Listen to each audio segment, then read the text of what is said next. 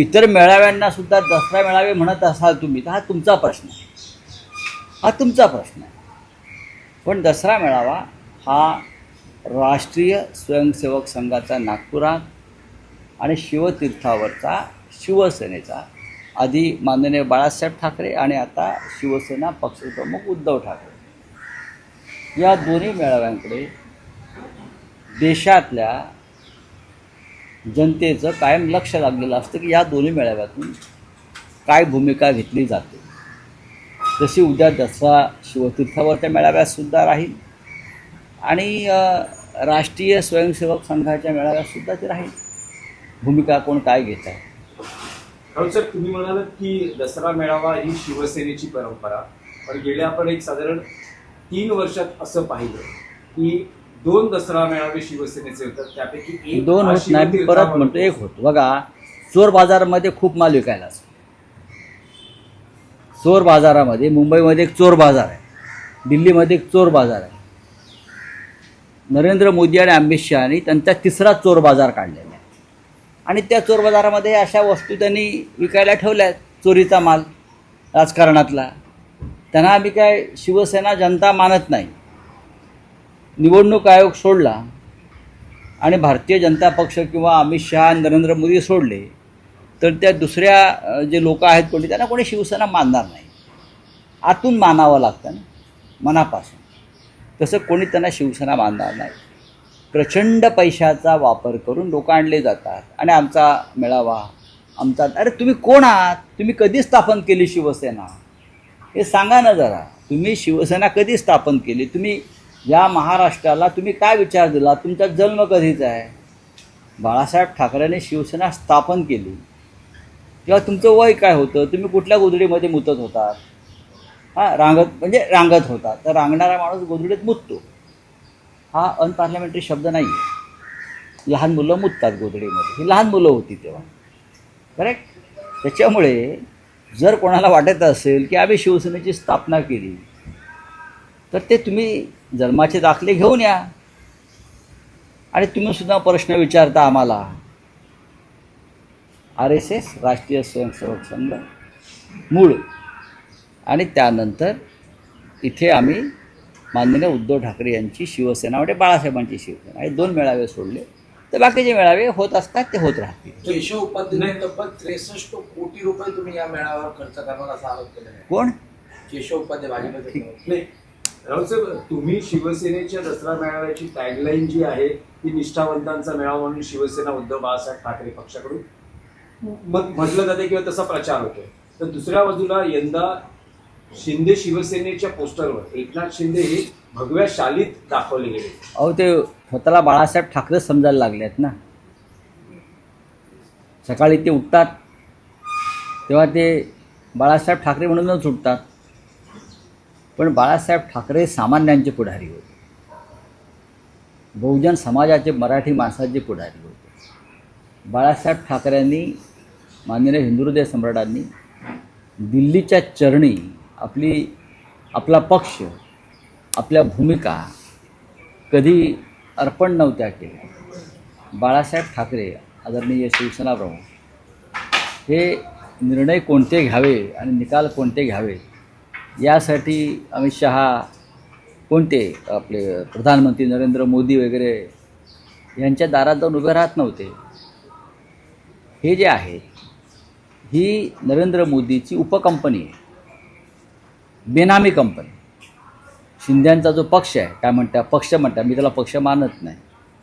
ते पावसाळ्यात जसे गांडूळ निर्माण होतात आणि पावसाळा संपल्यावर नष्ट होतात, तसं हे अमित शहा आणि नरेंद्र मोदी राजकारणातून जातील तेव्हा हे सगळे गांडूळ पावसाळ्यातल्या गांडुळांप्रमाणे नष्ट होतात. त्याच्यामुळे त्यांना तोपर्यंत जेवढे दसरा व गुढीपाडवे येतात ते त्यांना साजरे करू द्या. ही या देशाच्या राजकारणातली तात्पुरती व्यवस्था नरेंद्र मोदी अमित शहाने केलेली आहे. जोपर्यंत एकनाथ शिंदे दिल्लीच्या चरणी थैला अर्पण करतायत तोपर्यंत त्यांचा पक्ष राहील. नाही, पण त्यांचा नेहमी दावा असतो. त्यांच्या दाव्याला कोण विचारतंय? कोण आहे? बाळासाहेबांचे विचार मानणारे, कसला विचारांवर चालणारे. अहो, त्यांचा दावा म्हणजे काय असतो? दावा शब्दाचा अर्थ तुम्हाला माहिती आहे का? दावा म्हणजे काय? कोणता विचार ह्या माणसांकडे आहे, ह्या लोकांकडे? बाळासाहेब ठाकरेंचा विचार त्यांना काय माहिती आहे मला सांगा जरा. बाळासाहेब ठाकरेंचा विचार त्यांना खरोखर माहीत असता तर दिल्लीची बूटचाटेगिरी केली नसती ना. दिल्लीची बूटचाटेगिरी केली नसती. महाराष्ट्रात सध्या जे अधपतन चाललेलं आहे मराठी माणसाचं त्याकडे लक्ष दिलं असतं. मुंबई महाराष्ट्रात बिल्डरांचं राज्य आणलं नसतं, ठेकेदारांचं राज्य आणलं नसतं. अमित शहा नरेंद्र मोदीची जी हुजुरी केली नसती. जर बाळासाहेबांचा विचार त्यांना खरोखर समजला असता तर म्हणतो बाळासाहेब ठाकरेंचं नाव घेण्याची कुवत, मी लायकी शब्द वापरत नाही पण लायकी वापरायला पाहिजे बरं का, म्हणजे लायकी नाही पण मी कुवत वापरतो. कुवत ही मनाची असते आणि मेंदूची असते. मनाची कुवत यासाठी नाही की ईडी CBIला घाबरून यांनी पक्षांतर केलं, आणि मेंदूची कुवत यासाठी नाही की त्यांनी बाळासाहेब ठाकरे कधी समजूनच घेतले नाही किंवा शिवसेनेचा विचार कधी समजून घेतला नाही. त्याच्यामुळे उद्याच्या त्या काय त्यांचे जे काय मेळावे वगैरे होणार आहेत म्हणतात ते कुठेतरी पैशाचा फक्त धूर निघणार, बाकी काय. पाऊस पडला तरी धूर निघणार. रावसाहेब, मराठी संस्कृतीमध्ये 3.5 मुहूर्तांपैकी एक असा हा दसरा मेळावा आहे. त्यामुळे दोन्ही पक्षाच्या कार्यकर्त्यांचं लक्ष लागलेलं आहे की उद्धव ठाकरे राज ठाकरे यांच्या राजकीय युतीची घोषणा काही होते का? 3.5 मुहूर्त हा एक प्रकार नक्की आहे. बाळासाहेब ठाकरेंनी शिवसेना 3.5 मुहूर्त पाहून स्थापन नव्हती केली, हे माहीत आहे का?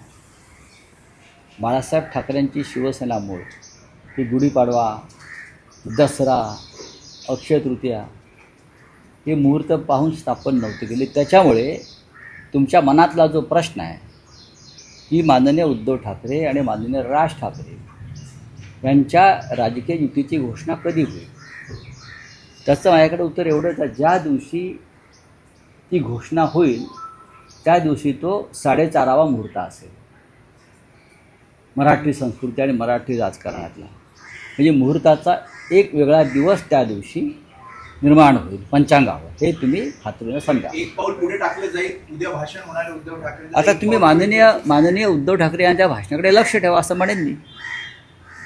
माननीय उद्धव ठाकरे यांच्या भाषणाकडे तुम्ही सर्वांनी लक्ष ठेवलं, काळजीपूर्वक ऐकलं शिवतीर्थावरचं भाषण, कारण विचार तिथेच मिळणार आहे तुम्हाला. तर तुम्हाला आणि बाकी जर काय चिल्लरबाजी थिल्लरबाजी हवी असेल तर तुम्ही इतर ते चक्कर मारू शकता कुठे. बाकी विचार, भूमिका, महाराष्ट्राला दिशा देण्याचं काम, स्वाभिमान याबाबत जर का हवं असेल तर शिवतीर्थावर तुम्हाला उद्या हे सगळं प्राप्त होईल. संघाचे संस्थापक डॉक्टर केशव बळीराम हेडगेवार यांना भारतरत्न द्या अशी मागणी भाजपच्या अल्पसंख्याक मोर्चाकडनं केली होती. अल्पसंख्याक मोर्चाकडूनच का ही मागणी व्हावी? अल्पसंख्याक मोर्चा का? मोहनराव भागवतांकडून का नाही? किंवा जे मूळ त्यांचे पदाधिकारी आहेत म्हणजे त्यांनी प्रत्येक वेळेला अल्पसंख्याकांचं राजकारण करायचं आणि संघ हा सर्वसमावेशक आहे दाखवायचं, यासाठी हे सगळे प्रयोजन तुम्ही आधी वीर सावरकरांना भारतरत्न द्या. हेगडेवारांना तुम्ही जे काय द्यायचं देणारच आहात, ही तुमची तयारी सुरू आहे. पण सगळ्यात आधी वीर सावरकरांना भारतरत्न देण्यासंदर्भात जी आपली मागणी होती मूळ, त्या मागणीचं काय? आधी वीर सावरकरांना भारतरत्न दिल्यावर इतर सगळ्यांचा विचार आम्हाला करता येईल. हिंदुहृदय सम्राट बाळासाहेब ठाकरे यांना भारतरत्न द्यावा असं आपल्याला का वाटत नाही? जर हेगडेवारांनी हिंदुत्ववादी एका संघटनेची स्थापना केली असं म्हणत असा, ती स्थापना केली आणि हिंदुहृदय सम्राट बाळासाहेब ठाकरेंनी हिंदुत्व असं पेटवलं, जागवलं आणि रुजवलं म्हणून आजचा भारतीय जनता पक्ष सत्तेवर दिसतो आहे. आता आजचा भारतीय जनता पक्ष चणे फुटाणे विकत कुठेतरी बसला असता, तुम्हाला दिसला असता. आजच्या भारतीय जनता पक्षाचं जे यश आहे त्याच्यामागे बाळासाहेब ठाकरेंचं हिंदुत्व आहे. वीर सावरकर आहेत, हेगडेवारजी आहेत. मग सुरुवात केली पाहिजे तुम्हाला हिंदू हृदय सम्राट बाळासाहेब ठाकरे यांच्यापासून. रावसाहेब, तुम्ही दसरा मेळाव्याचा उल्लेख केला तर संघाच्या मेळाव्यालाही तुम्ही महत्त्व देता. जो संघ आज शतकपूर्तीच्या दिशेनं वाटचाल करतो आहे त्याचा दसरा मेळावा होतोय. काय अपेक्षा आहे विशेषतः हिंदुत्ववादी विचारसरणीचे जे पक्ष आहेत त्यांना? सरसंघचालकांचं मार्गदर्शन महत्त्वाचं असतं. नाही, सरसंघचालकांचं मार्गदर्शन हे नक्कीच ते त्यांचे लोक घेत असतात. त्याने एक मार्गदर्शन मधल्या काळात केलं होतं, पण ते मार्गदर्शन परत त्याने मागे घेतलं की 75 झाल्यावर अंगावर निवृत्तीची शाल पडली पाहिजे. हे एक उत्तम मार्गदर्शन त्यांनी देशाच्या राजकारण्यांना दिलं. पण त्यांचं मार्गदर्शन नरेंद्र मोदीच ऐकायला तयार नाही, जे कधी काळी संघाचे प्रचारक होते. स्वतःपासून त्याने सुरुवात केली नाही. त्याच्यामुळे आता अशा मार्गदर्शनाकडे लोक गांभीर्यानं पाहत नाहीत. बोले तैसा चाले त्याची वंदावी पाऊले, हा हिंदुत्वाचा एक मंत्र आहे, संत सज्जनांचा एक मंत्र आहे. त्या संदर्भात जर तुम्ही जे बोलताय ते करत नसाल तर लोक गांभीर्यानं घेत नाही. स्वतः नरेंद्र मोदी यांनी 75च्या वयाची मर्यादा ठेवली होती, निवृत्त व्हायला पाहिजे. मोहनराव भागवतांनी त्याच्याखाली लाल रेष मारली होती, हे सत्य आहे. आज 75 वर्षाचे हे दोन्ही नेते आपापल्या पदांवर कायम आहेत आणि आम्ही पदावर का आहोत याचं समर्थन करतायत. राऊत साहेब, क्रिकेटशी संबंधित विषय आहे. आधी आपण भूमिका मांडलीत की भारत पाकिस्तान सामन्याला विरोध केला. आता एक नवा वाद समोर येतो आहे, जो आशिया चषक भारतानं जिंकला त्या ट्रॉफीवरून वाद आहे. कारण भारतीय संघानं मोहसिन नकवी यांच्या हस्ते तो स्वीकारण्यास नकार दिला. त्यानंतर BCCIच्या बैठकीत त्याचे पडसाद उमटलेले आहेत. आशिष शेलार, राजीव शुक्ला यांनी मोहसिन नकवींना त्यांच्या वर्तनाबद्दल सुनावलेलं आहे. कारण मोहसिन नकवी तो चषक घेऊन स्वतःच्या रूममध्ये निघून गेले. याच्यावरती शिवसेनेनं मत व्यक्त करावं असं आपलं का म्हणणं आहे? आम्ही याच्यावरती कोणते मत व्यक्त करणार नाही. हा त्यांचा व्यक्तिगत झगडा आहे. भारत पाकिस्तान सामना होऊ नये ही आमची भूमिका असल्यावर ते मॅच खेळले का, त्याचा निकाल काय लागला याविषयी आमच्याकडे काही माहिती नाही, आम्ही बोलणार नाही. पण भारतीय जनता पक्षाचं जे ढोंग आहे, दुटप्पीपणा आहे, तो यातून बाहेर पडला. मॅच का खेळलात पहिला प्रश्न. मॅच जर तुम्ही खेळलात मग तुम्ही राष्ट्रभक्तीचं गुणगान करू नका. भारतीय संघानं सुद्धा, पाकिस्तानी क्रिकेट संघानं मी असं वाचलं की त्यांचा जो सामन्याचा जो त्यांना जे पैसे मिळतात, फी म्हणतात ना का, फी मानधन, ते त्यांनी कोण अझर मसूद वगैरे काय कोण आहेत अझर मसूदच्या अतिरेक्यांना दिले. मग भारतीय संघानं काय केलं? भारतीय संघानं, माझी मागणी आहे आता या क्षणी, भारत पाक क्रिकेट सामन्यातून जे उत्पन्न मिळालं BCCIला, जे काल बसले होते ना काय नकवीवरती चर्चा करत, भारत पाकिस्तानचे 3 सामने झाले बरोबर. त्यातून जे उत्पन्न मिळालं काही हजार कोटी, ते संपूर्ण उत्पन्न त्यांनी भारतीय सैन्याला द्यावं, तर तुमचं पाप धुवून निघेल. आणि भारतीय संघानं 3 सामन्यात जे मानधन किंवा फी मिळवली ते सगळं त्यांनी 26 बेलगावमधले 26 आमचे माता भगिनी, त्यांचं कुंकू पुसलं गेलं, त्यांची कुटुंब उजाडली. त्या कुटुंबांना भारतीय संघानं त्यांचं 3 सामन्याचं, भारत पाकिस्तान बरोबरच्या 3ही सामन्याचं मानधन त्या कुटुंबाला द्यावं. हे होणार आहे का? हे होणार नसेल तर उगाच राष्ट्रभक्तीचे बुडबुडे फोडू नका, अजिबात फोडू नका. हे करा. BCCIनं भारत पाक सामन्यातून मिळालेलं 1200 कोटीचे उत्पन्न हे सैन्याला अर्पण करावं, भारतीय सेनेला. आणि भारतीय संघानं 3 सामन्याची फी ही त्या 26 सिंदूर उजाडलेल्या महिलांच्या कुटुंबाला द्यावी. पूरग्रस्त शेतकऱ्यांचा भार आता शेतकऱ्यांवर येणार आहे. जे ऊस उत्पादक शेतकरी आहेत त्यांच्यात 15 रुपये कपात करण्यात आलेली आहे. 5 रुपये पूरग्रस्त शेतकऱ्यांना प्रति टन आणि 10 रुपये मुख्यमंत्री सहायता निधीला द्यायचं असं ठरलेलं आहे. कसं पाहता याकडे? मी याच्याकडे अजिबात पाहत नाही. केंद्राकडून जी मदत मिळायला पाहिजे ती मदत का मिळू शकत नाही? 2004 साली महाराष्ट्र, आंध्र, कर्नाटकामध्ये अतिवृष्टी झाली होती. आपल्याला आठवत असेल, मनमोहन सिंग प्रधानमंत्री होते आणि माननीय शरद पवार कृषी मंत्री होते.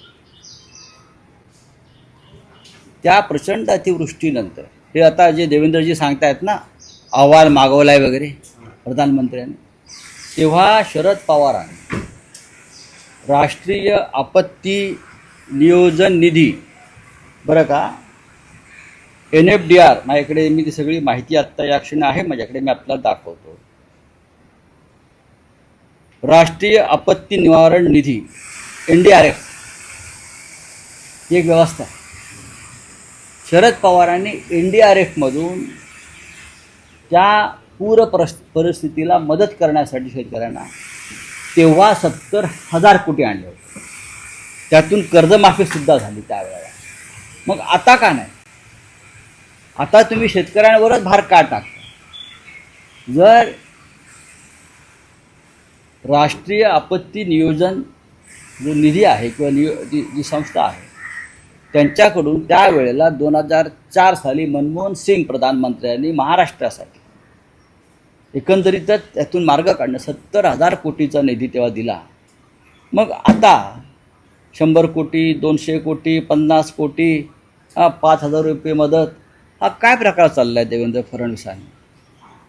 75 लाख महिलांना बिहारच्या तुम्ही पैसे एका रात्रीत देता ना 10,000 काही 1,000 कोटी. मग महाराष्ट्रातल्या मराठवाड्यातल्या अहिल्यानगरच्या शेतकऱ्यांना तुम्ही असं वंचित का ठेवताय? हा फार गंभीर प्रश्न आहे.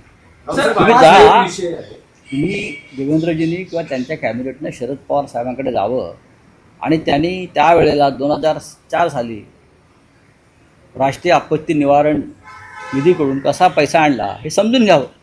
महाराष्ट्राच्या राजकारणात आणखी एक चिंतेचा विषय आहे. राजकीय पक्ष आपल्या प्रतिस्पर्ध्यांबद्दल वापरत असलेली भाषा. सध्याचं उदाहरण आहे सांगलीत पडळकर आणि जयंत पाटील यांच्यात जो वाद सुरू आहे आणि आरोप प्रत्यारोपांचा जो स्तर घसरलेला आहे किंवा टीकेचा स्तर घसरलेला आहे, तुम्ही काय सांगाल त्यावर? नाही, याला जबाबदार नरेंद्र मोदी आहेत आणि महाराष्ट्रात देवेंद्र फडणवीस. या देशाला जी एक महान परंपरा होती, बरं का, स्वच्छ निर्मळ राजकारणाची, ती गेल्या 10-11 वर्षामध्ये नष्ट झालेली आहे महाराष्ट्रात आणि देशामध्ये. याआधी कोणी असं बोलल्याचं मला आठवत नाही. दुर्गा भागवत यांनी यशवंतराव चव्हाण असतील किंवा राज्यकर्त्यांनी इतर काही लोकांवर टीका टिप्पण्या केल्या, त्याच्यावरती वाद झालेले आहेत.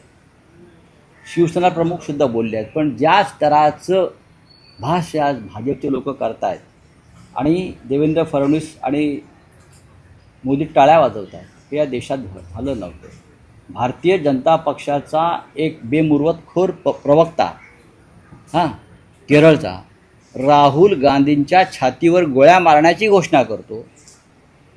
जो देशाचा विरोधी पक्षनेता लोकसभेतला आहे, राहुल गांधी नेता आहे, प्रमुख काँग्रेसचा अध्यक्ष होते, त्यांना गोळ्या मारण्याची भाषा जर केली जाते आणि अख्खा भारतीय जनता पक्ष मूकपणे त्याला संमती देतोय, अशा भारतीय जनता पक्षाकडनं तुम्ही काय अपेक्षा करता?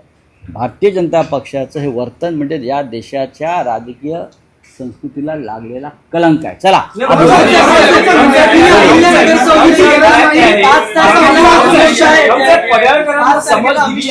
असं मुख्यमंत्री म्हणतात. मुख्यमंत्री खोटं बोलतात. तरी आप हिंदी की बात करें. मुंबई में 2 दसरा मेला पार पड़ने वाले हैं. मुंबई में एक परंपरा है, हिंदू हृदय सम्राट बाला साहब ठाकरे जी, उनका जो रैली मेलावा होता है वो शिवाजी पार्क शिवतीर्थ पे होता है. वो उद्धव ठाकरे जी के नेतृत्व में होगा. बाकी क्या होता है हमको पता नहीं. इस देश में 2 प्रमुख रैलीज होते हैं दशहरा को, खास करके महाराष्ट्र में. एक राष्ट्रीय स्वयंसेवक संघ की नागपुर में होती है रैली और दूसरी रैली होती है बाला साहब ठाकरे जी की या शिवसेना की. अब उद्धव ठाकरे करेंगे वो शिवाजी पार्क पर होगी, शिवतीर्थ पर होगी, और दोनों रैली बहुत धूमधाम से होती है. बाकी सब बोगस लोग क्या करते हैं कहाँ, उस बारे में हमको देखने की ज़रूरत नहीं. वो अमित शाह के पैसे से करते हैं इधर. वो अमित शाह की कंपनी यहाँ चल रही है, बेनामी कंपनी. वो एकनाथ शिंदे चलाते हैं कंपनी उनकी, यहाँ बैठ कर वो कुछ भी कर सकते हैं. कुछ आंकड़े सामने आए हैं, एनसीआरबी के कुछ आंकड़े सामने आए जिसमें महाराष्ट्र में सबसे ज्यादा किसानों ने आत्महत्या की है, ऐसा उस आंकड़ों में दिखाई दे. आंकड़े जो आते हैं वो आज के नहीं हैं. जब से नरेंद्र मोदी प्रधानमंत्री हुए हैं या देवेंद्र जी जब जब मुख्यमंत्री बने हैं तब तक महाराष्ट्र में किसानों की आत्महत्या का आंकड़ा बढ़ता है। उस बारे में कभी ये लोग बात नहीं करेंगे, ये आंकड़े छुपाने की कोशिश करेंगे। अभी जो बाढ़ आया है, ये बाढ़ के दिनों में अब तक 15 किसानों ने आत्महत्या की है, 4 या 5 दिनों में, समझा। और आप क्या मदद कर रहे हो किसानों को? कुछ नहीं कर रहे हो। किसान अपने हाल पर पानी में कीचड़ में बैठा है बेचारा, प्रतीक्षा में है मदद के। चलो thank you. Sir, India Pakistan match में जो है पाकिस्तान के जो खिलाड़ी है उन्होंने पैसा बाहर के जो है उनको दिया है और जो अतिरिक्त फैमिली उनको दिया है। तो हमारे जो खिलाड़ी है या हमारे बीसीसीआई ने क्या किया? वो कप के लिए झगड़ा कर रहे हैं। वो कोई नकवी कप भगा कर लेके गया, कोई नकवी है उनका। बात ऐसी है, अगर ये लोगों ने अजद मजदूर को अपना पैसा दिया है तो मेरी ये मांग है, पाकिस्तान के साथ हम 3 मैच खेले हैं एशिया कप में। जो भी पैसा मिला है 3 मैच से बीसीसीआई को, वो पूरा पैसा भारतीय सेना को देना चाहिए। 1000-1200 करोड़ कुछ मिला है उनको, दीजिए ना। पाकिस्तान का पैसा आपको क्यों चाहिए? और भारतीय जो हमारी टीम है, उनको जो फीस मिली है 3 मैच की, वो पूरा पैसा भारतीय क्रिकेट टीम ने, जो 26 हमारे लोग पहलगांव में मारे गए, सिंदूर उजाड़ा गया,